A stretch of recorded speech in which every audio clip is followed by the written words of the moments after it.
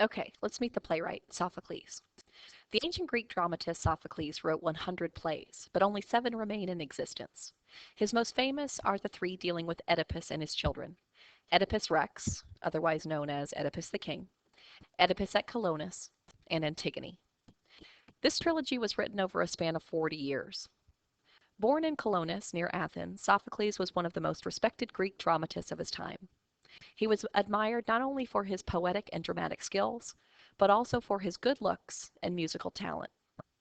Sophocles frequently won first place in the competitions of plays performed in the Dionysian festivals. With his first tragedy, written at age 27, he defeated the highly respected Aeschylus. Sophocles made some changes to the traditions of Greek theater. One of the most important changes was to increase the size of the chorus. In his dramas, Sophocles was mainly concerned with the search for truth and self-understanding, even when the search leads to tragedy. His ability to see current values in old myths thrilled his contemporaries. Audiences since have continued to appreciate the freshness and vitality of his worldview. In Antigone, King Creon reaches an understanding of his own faults only after paying a very high price. So now let's talk about some pre-reading information. Okay, so you already know that Oedipus unknowingly killed his father and married his mother. Remember the prophecy that was 3 parts. Oedipus would kill his father, marry his mother, and the third leg of the prophecy was that Oedipus's sons would kill each other in battle. So 2 parts of the prophecy have already come true. He and his mom wife had 2 sons, Polynices and Eteocles, and 2 daughters, Antigone and Esmina. Eventually, the blind prophet Tiresias reveals the truth to Oedipus, and the aftermath is devastating. Jocasta, Oedipus's mom and wife, hangs herself, and Oedipus gouges out his eyes, blinding himself and begging for exile. Antigone, their daughter, leads her now blinded father out of Thebes, their hometown, and into exile.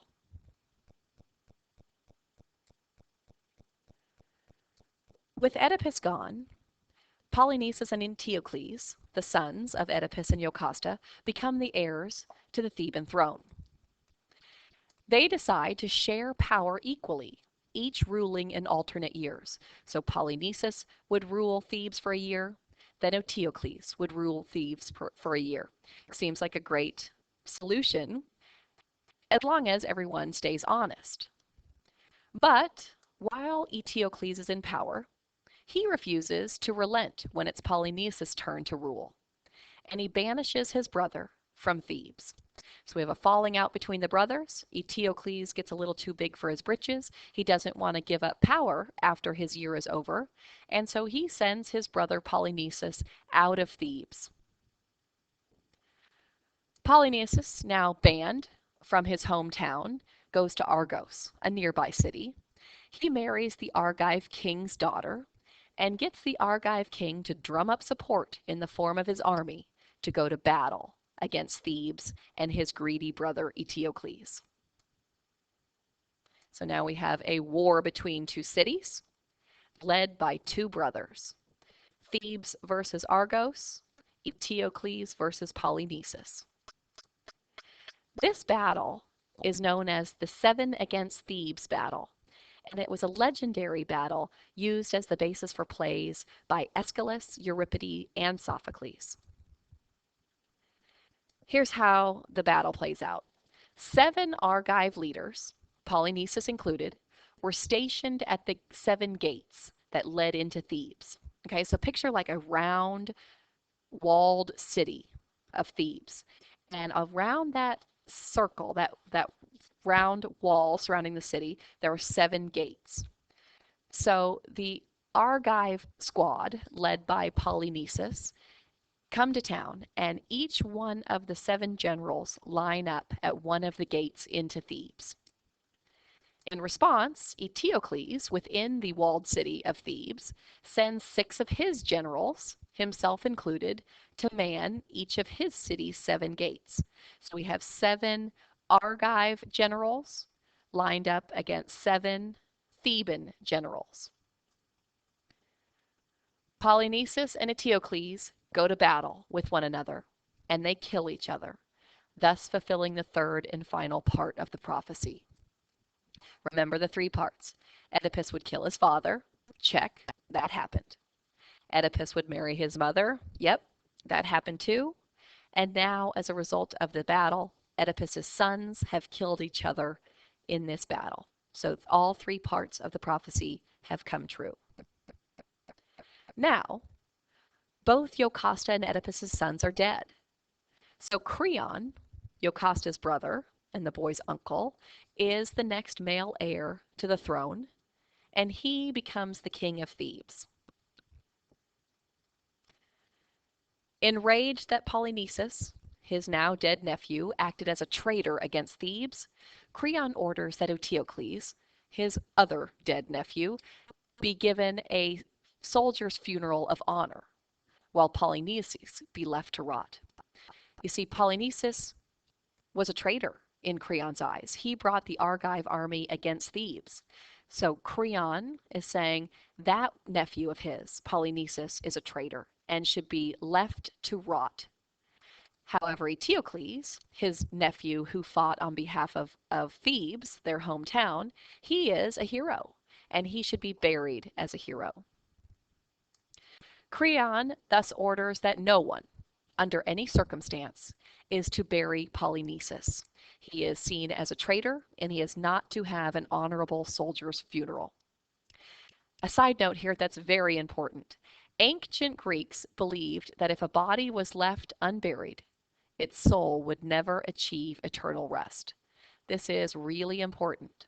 So what Creon has just ordered here is that his dead nephew, Polynices, is a traitor, and therefore he should not be buried, and therefore his soul should be left without eternal rest. This is a big deal for the ancient Greeks, and a very strong demand by Creon against his dead nephew. And now for the play named for Oedipus's daughter, Antigone. When the play opens, Antigone has just returned to Thebes. Remember, she escorted her dad Oedipus into his exile after his shame in realizing the truth. So as our play opens, Antigone, Oedipus's daughter, is just back to Thebes. A little side note here. We know King Creon is Antigone's uncle, and his wife's name is Eurydice. So Queen Eurydice and King Creon, this is Antigone's aunt and uncle, and they have a son named Haman. Now Haman is engaged to marry Antigone. So yes, that makes Haman and Antigone cousins. But is that really the weirdest thing that's happened so far? Come on, give me a break, right? When we're talking about Greek mythology, stranger things have happened. So now as the play opens, Antigone is home from escorting her father Oedipus to his exile. We have her uncle, King Creon, in power. Her aunt, Queen Eurydice, is beside him on the throne. And their son, Haman, is her fiance. So a lot of interconnected family relationships here as the play opens. Now, when the play opens, it's the day after battle. Antigone's two brothers are dead. Her uncle is the king. Her uncle is also her soon-to-be father-in-law. Antigone speaks with her last remaining sibling, Ismena, this is her sister, about King Creon, their uncle's decree to bury Eteocles with honor for fighting for Thebes, but not to allow Polynices to enjoy a proper burial for fighting against Thebes. So here we have two girls, Antigone and her sister Ismena, and they are the last two remaining, Antigone and her sister Ismena. These are sisters. Their big bad Uncle Creon is in charge of Thebes, and he has decreed that no one under any circumstance should allow Polynices to be buried. He is viewed as a traitor, even though he is his nephew.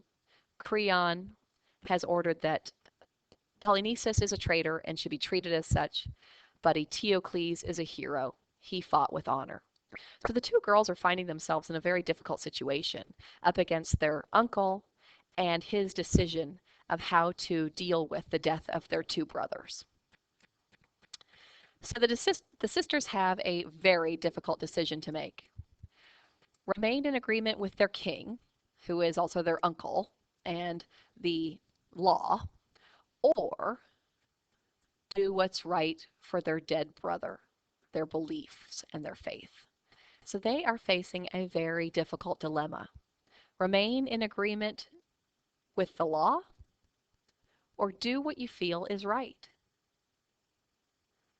Note, both decisions will come with dire consequences. If you obey the law but deny your beliefs, what could happen? If you obey your beliefs but deny the law, what could happen? Either decision that these girls make is going to come with dire consequences, and they face a very difficult dilemma. Obey the law or do what they feel is right. Which would be harder to live with? This is exactly the question that Sophocles' play Antigone works to answer.